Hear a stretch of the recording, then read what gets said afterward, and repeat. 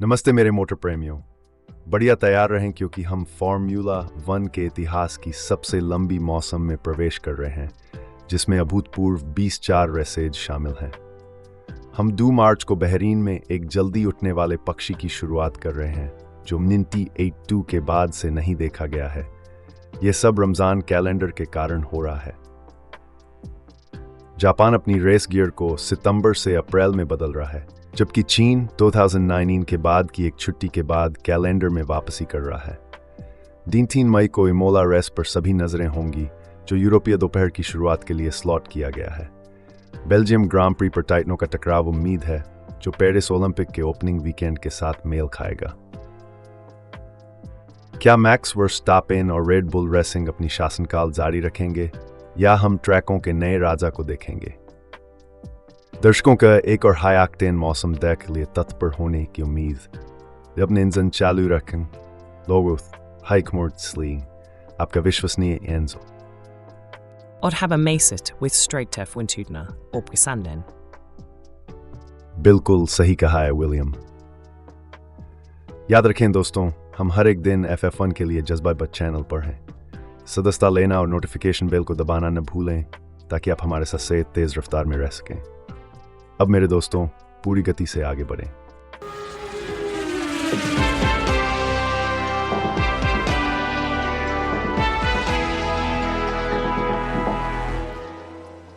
चलिए दोस्तों, इसे समझते हैं। हम इस मौसम में अभूतपूर्व 20 रेसों के एक मैराथन के लिए तैयार हो रहे हैं, जो 2 मार्च को बहरीन में शुरू होगा। अब यह न केवल 1992 से एक सीजन की सबसे पहले शुरुआत को चिह्नित करता है, बल्कि ये 1982 से पहली बार है जब हमें शनिवार को शुरुआत करनी पड़ रही है। और अब जानिए क्या, एक हफ्ते बाद सऊदी अरब भी इसी तरह की शुरुआत करेगा। रमजान और यूर बर्थ सीन, तो हम ऑस्ट्रेलिया, जापान और चीन की ओर इन हियर.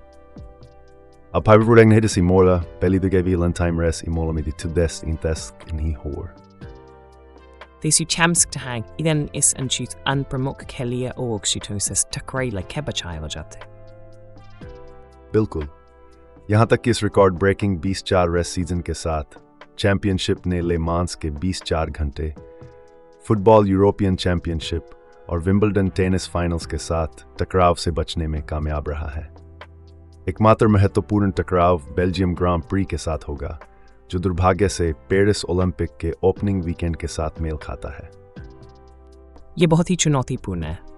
और दर्शकों के बारे में क्या वर्स्टापेन की प्रभुत्वता का कोई प्रभाव हुआ है?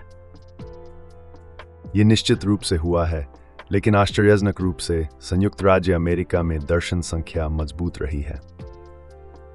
वास्तव में स्काई के F1 चैनल ने 2023 में प्रति माह 3.4 लाख दर्शकों को पहुंचाया।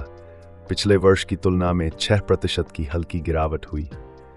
वसंत में थोड़ी सी गिरावट हुई थी, लेकिन गर्मियों में नंबर बढ़ गए, जिससे साबित हुआ कि हमारे प्रशंसक आज भी पूर्णतः उत्साहित रहते हैं। एक हल्का सा अवकाश दोस्तों। यदि आपको जो कुछ आप सुन रहे हैं पसंद आ रहा है, तो हमें एक उपकार करें और उस लाइक बटन को दबा दें और सब्सक्राइब करें। ये समर्थन हमारे निरंतर प्रयास के इंजन को ऊर्जा प्रदान करता है, ताकि हम आप सभी को उच्च गुणवत्ता की सामग्री से सेवा कर सकें, और वही भी मुफ्त में। इसे अपने दोस्तों के साथ साझा करने से घबराएं नहीं। बस एक चीज का याद दिलाना चाहूंगा। यूमैट्स कप्स इन हृदय and नाम ब्रोथ रोमांटिक सस्मर्शन इन 4 इन फ्लेविश विशेष एपिसोड लेकर आते हैं। और वह गुरुवार के वेलवेट हमारे अतिरिक्त लंब विशेष एपिसोड कृपाथ। बिल्कुल सही। आपके लाइक और सब्सक्रिप्शन का वास्तव में फर्क पड़ता है। ठीक है, चलिए हम मुख्य ट्रैक पर स्लॉप्स लौटें। अक्टूबर के पहले ही वर्स्टापेन ने चैंपियनशिप को सुरक्षित कर लिया होने के बावजूद मैक्लारेन के वापसी और पहली बार के लास वेगास ग्रांड प्री जैसी रोचक कहानियां स्काई के कार्यक्रम में दर्शकों की रुचि को बनाए रखी। सच है कि 2023 के मज़ेदार मौसम के बाद ध्यान में थोड़ी सी कमी हुई है, लेकिन यूके में खेल के प्रति उत्साह अभी भी मजबूत है, जो कोविड-19 महामारी से पहले देखे गए स्तरों को पार कर रहा है। इसी बीच स्काई स्पोर्ट्स ने the greatest track on earth नामक एक नया सर्किट डिज़ाइन किया है, जिसमें ऐतिहासिक AF1 टर्न्स को एक ही स्थान पर मिलाया गया है, एक एआई तकनीक और फैन वोट्स का एक शानदार मिश्रण। मुझे वो विचार पसंद है जहां एआई को फैन इनपुट के साथ मिलाकर एक अद्वितीय और रोमांचक ट्रैक बनाया जाता है। दूसरी तरह शेषों के दर्शकों के मामले में तारा है। बिल्कुल बुरा नहीं। फ्रांस में 1 मिलियन से अधिक फैंस ने कैनाल प्लस पर देखना जारी रखा। हालांकि जर्मनी और ऑस्ट्रिया में दर्शकों की संख्या में काफ़ी गिरावट आई। ऑस्ट्रिया में 12% और जर्मनी में 21% की गिरावट हुई। दिलचस्पी की बात है कि संयुक्त राज्य अमेरिका में यह मौसम दूसरा सबसे अधिक देखा गया मौसम रहा, सिर्फ 2022 के पीछे। अरे वाह, मैं फॉर्मूला 1 की असाधारण दुनिया पर आश्चर्यचकित होने से रोक नहीं सकता। इतनी तेजी, इतनी प्रतिस्पर्धा, इतनी एड्रेनालिन रश, ये काफ़ी कुछ है ना? आपका क्या ख्याल है मेरे प्यारे दर्शकों? क्या आप हमारे F1 के सभी मामलों में आनंद ले रहे हैं? याद रखें, लाइक बटन को दबाना न भूलें, ठीक है? मुझे ये अपडेट्स बहुत पसंद आ रहे हैं और मुझे आशा है कि आपको भी पसंद आ रहे हैं। धन्यवाद इतना सारा देखने के लिए। चलिए आगे बढ़ते हैं, थोड़ा ताल में बदलते हैं। इस साल स्काई के लिए यह पहली बार होगा जब उनकी थीम का बड़ा प्रस्तुतिकरण थीम साइट पर नहीं होगा। यह तरीका लगभग लोकप्रिय हो रहा है क्योंकि ITV की रग्बी विश्व कप कवरेज भी यूके में उनके इंटरैक्टिव मिश्रित वास्तविकता स्टूडियो से प्रस्तुत करने का चुनाव किया, जहां केवल न्यूनतम स्थानीय मौजूदगी थी। यह एक दिलचस्प प्रवृत्ति है। ऐसा लगता है कि यह एक तरीका है जिससे कवरेज को उच्च गुणवत्ता बनाए रखा जा सकता है, साथ ही समय की प्रतिबंधों के साथ समायोजित होने का भी। बिल्कुल सही। अब चलिए आगामी आयोजनों के बारे में बात करें। हमें बहुत कुछ देखने के लिए है। रेसेस फरवरी से शुरू होकर फॉर्मूला 1 शो सीजन पूर्वावलोकन होगा। फिर मोंटाला से फरवरी से मार्च तक हमारे पास कई प्रैक्टिस सत्र, क्वालिफाइंग राउंड और बेशक बड़ी रेस होगी। मुझे सुनने को मिला है कि इस साल F1 चैनल पर फॉर्मूला 2, फॉर्मूला 3, F1 अकादमी सीरीज और इंडीकार भी लाइव दिखाएंगे। ये काफ़ी सारी रेसिंग क्रिया होगी। वास्तव में ये ऐसा है। फॉर्मूला 2 और 3 मार्च से बहरीन में शुरू होंगे, जबकि F1 अकादमी और इंडीकार एक हफ्ते बाद अपनी अभियान शुरू करेंगे। ये सभी रेसिंग प्रेमियों के लिए एक शानदार लाइनअप है। और ये सिर्फ रेसों के बारे में ही नहीं है। स्काई और चैनल 4 पर पंडितरी लाइनअप में बड़ी हद तक कोई बदलाव नहीं हुआ है। साथ ही साथ साइमन लेजेम्बी और स्टीव जोन्स भी आउटपुट का नेतृत्व कर रहे हैं। आप बिल्कुल सही हैं। डेविड क्रॉफ्ट और मार्टिन ब्रेंडल आगे बढ़कर स्काई के परिप्रेक्ष्य में टिप्पणी करते रहेंगे और चैनल 4 AF1 TV की टिप्पणी लाइनअप को लेकर Alex Jacques, Julian Palmer, James हिंचक्लिफ और डेविड कुल्थार्ड के साथ आगे बढ़ रहा है। ये बहुत ही अद्वितीय अनुभव होगा। आपके वहां तो कोई विवाद नहीं है, बहुत कुछ आगे देखने के लिए है। चलिए अपने गैस पर पैर रखें और गहराई में डुबकी लगाएं। एक नई विकास के तहत स्काई के नियमित टिप्पणीकार डेविड क्रॉफ्ट इस सीजन के 3 रेसों के लिए अनुपस्थित रहेंगे। Harry Benjamin, Emilia Romagna, Austria और अजरबैजान रेस वीकेंड के लिए मुख्य टिप्पणीकार के रूप में कार्यभार संभालेंगे। क्रॉफ्ट इसे साल भर में ताजगी बनाए रखने का एक कदम बताते हैं। उनके खुद के शब्दों में, मैं ज़्यादा युवा नहीं हो रहा हूँ, मैं अपने परिवार को थोड़ा समय देना चाहता हूँ और दुनिया के दूसरी ओर नहीं रहना चाहता हूँ। Activities जो रेस को dafasig distor पीछे हटाता है, तेरे को रोचक या चीज़ों के देखी तो उनका चौथीका है ना? ये वास्तव में है। व्यक्तिगत रूप से मुझे सोचने से रोक नहीं सकता कि हमें व्यावसायिक रूप से उस वस्त्रीय विश्लेषणात्मक दृष्टि को बनाए रखना चाहिए, चाहे हम सीधे कवरेज में संलग्न हों। मैं आपकी बात समझता हूँ, लेकिन चलिए इसे विचार करें। टिप्पणीकार के रूप में पीछे हटकर और एक दर्शक की तरह देखकर क्रॉफ्ट ऐसी नई अवधारणाओं की खोज कर सकते हैं जिन्हें वह अन्यथा नहीं पकड़ सकते थे। यह औसत दर्शक के अनुभव में खुद को डुबोने के बारे में है। हम Admi Prothwith Kev Brace Gator Percept Torp Symboling in Rape Lives. Lenny could use a stake in Lintrogrami. Tix, Olesa Mang Brace Nordo Samanyu. This was Torman Kesatres. वास्तव में मैं निश्चित रूप से इस पर विचार करूंगा। चलिए आगे बढ़ते हैं, ठीक है? अन्य समाचारों की ओर बढ़ते हैं। फॉर्मूला वन ने कई क्षेत्रों में अपनी प्रीमियम टियर सेवा F1 TV Pro की कीमत बढ़ा दी है। ये मई 2018 के लॉन्च के बाद प्लेटफॉर्म की पहली महत्वपूर्ण कीमत परिवर्तन है। नीदरलैंड में वार्षिक कीमत 64 यूरो और 99 रुपये से 89 यूरो और 99 रुपये तक बढ़ गई है। थोड़ा इंतजार कीजिए, मुझे ठीक से समझ नहीं आया, क्या आप सबार से बता सकते हैं? बिल्कुल, ये काफी सरल है। नीदरलैंड में F1 TV Pro की सदस्यता लागत पहले सालाना 64 और 99 रुपये थी, लेकिन अब इसे बढ़ाकर 89 यूरो और 99 रुपये कर दिया गया है। ये लगभग 6 की वृद्धि है। समझ गया, स्पष्टीकरण के लिए धन्यवाद। इस कीमत में वृद्धि पीछे का कारण क्या दस्ता है? फॉर्मूला वन खुद के अनुसार इसमें वृद्धि के कई कारण हैं। इस वर्ष रेस की संख्या में वृद्धि हुई है। इस वर्ष बीते साल के बंदरगाहों की तुलना में चाबी 4 रेसें होंगी। उन्होंने फॉर्मूला वन अकादमी और अधिक गहराई से शोध को सेवा में जोड़ने की भी घोषणा की है। हाँ, फिर थोड़ा सा समझ में आता है। आमतौर पर अधिक सामग्री का मब होता है मुझसे कम चवोदिक हो। ये इसे देखने का एक अच्छा तरीका है, और वृद्धि के बावजूद रेस प्रति लागत काफी कम है, यदि हम ये ध्यान में रखें कि प्रशंसकों को उसके प्रतिक्रिया में मिलने वाली सामग्री की मात्रा को देखें।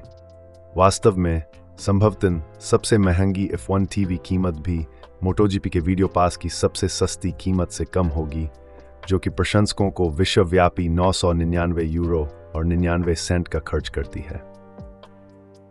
एक छोटे से नोट के रूप में हम चर्चा कर रहे जानकारी का स्रोत वेबसाइट मोटरस्पोर्ट ब्रॉडकास्टिंग है, जिसका लेखक डेविड नेल्सन है और जिसकी तारीख बताई गई है 27 फरवरी 2024। क्या आप इस साइट के बारे में जानते हैं?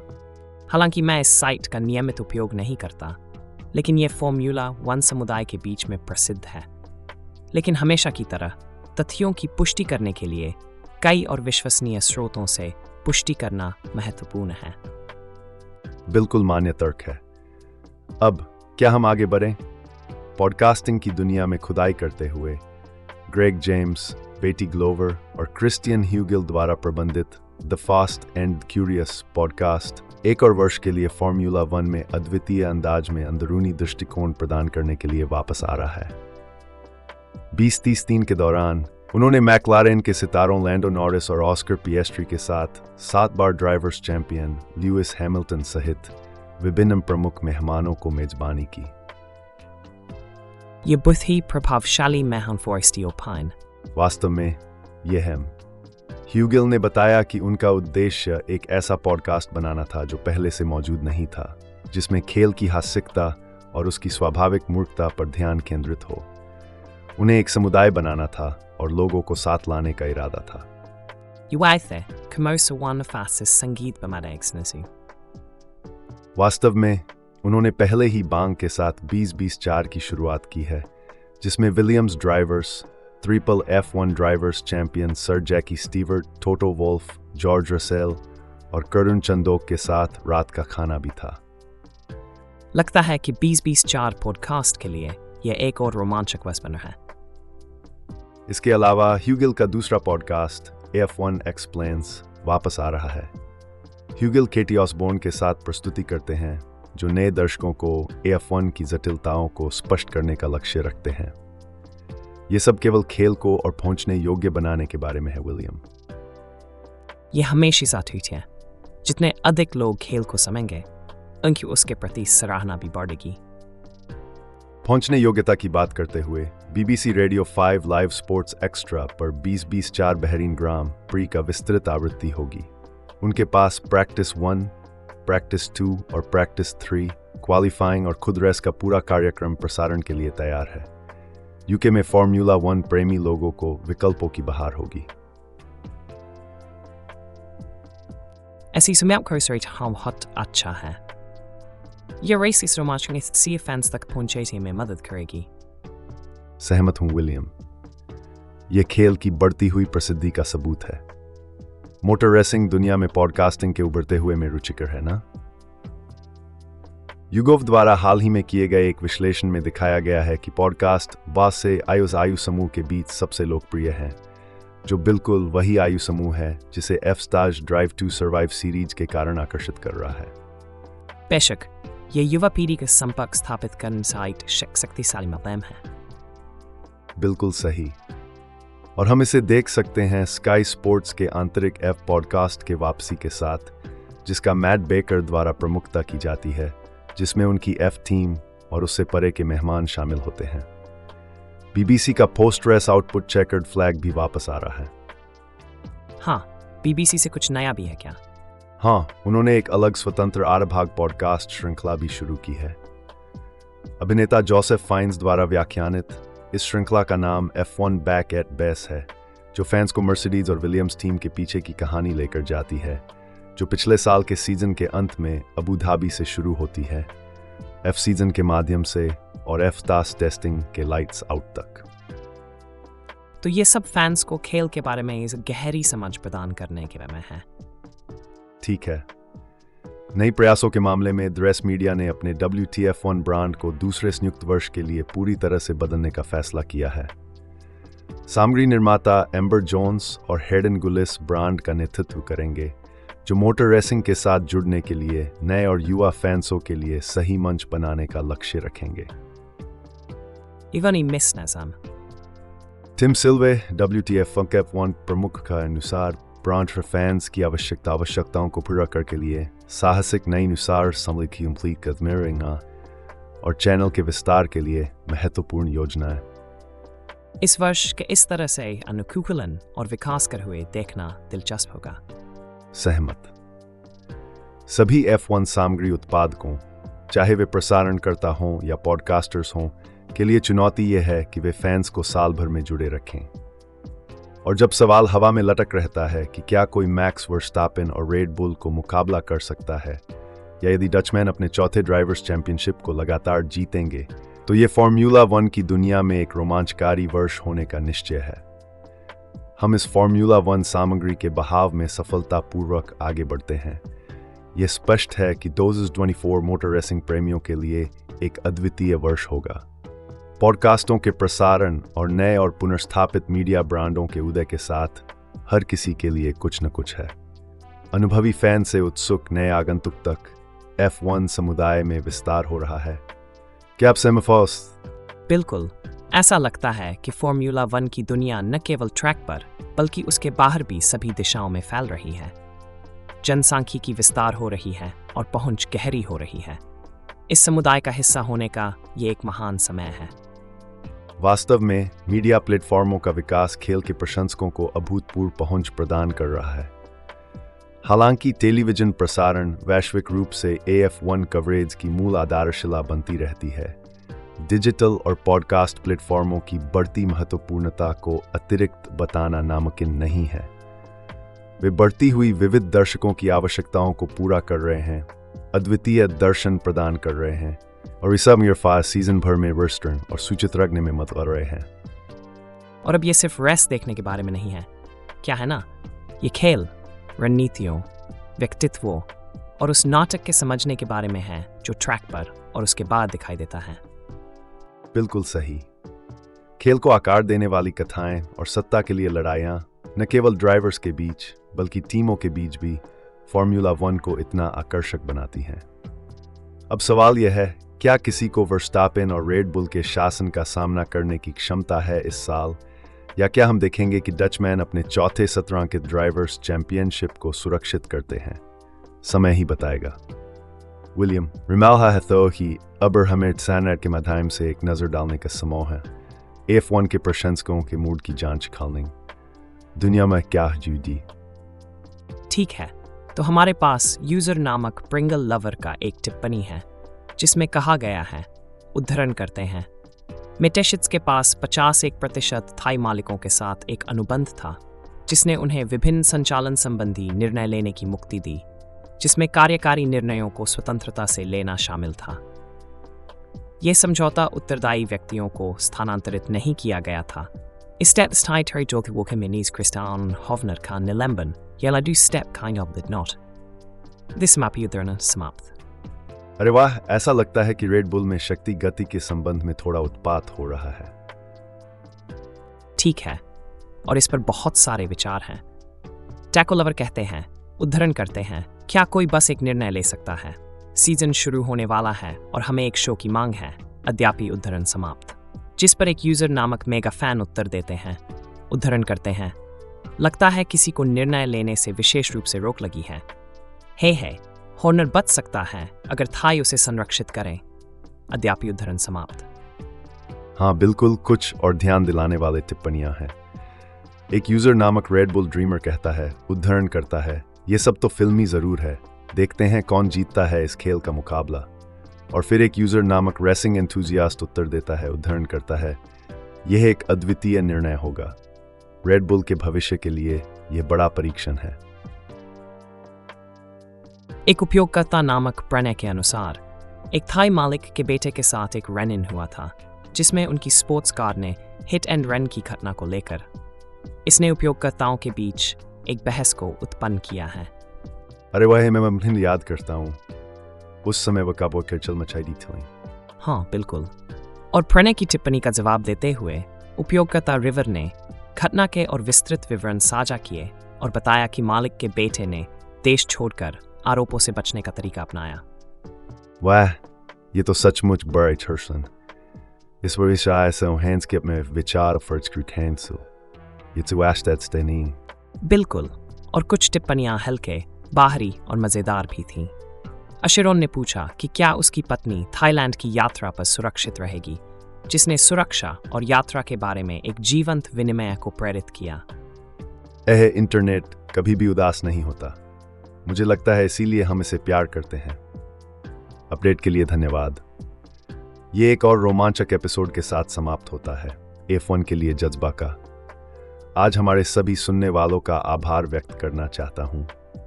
हमने फॉर्मूला 1 के नवीनतम के माध्यम से नेविगेट करते हुए, टीम डायनेमिक्स पर चर्चा करते हुए और ये भी देखते हुए कि फैंस क्या सोचते हैं, एक रोलर कोस्टर यात्रा की है।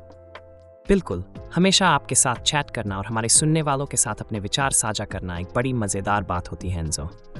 और हाँ, अगर आपको हमारी फॉर्मूला 1 के बारे में बातचीत मजेदार लगी हो तो इसे एक राज न रखें, प्यार बांटें, अपने दोस्तों, परिवार के साथ ही अपने बिल्ली को बताएं। आखिरकार मुख से मुख बातचीत ही हमारी वृद्धि का तरीका है। बिल्कुल सही विलियम। और इसे याद रखें कि सब्सक्राइब बटन पर क्लिक करें और अधिसूचनाएं चालू करें ताकि आगामी एपिसोड को न छू जाएं।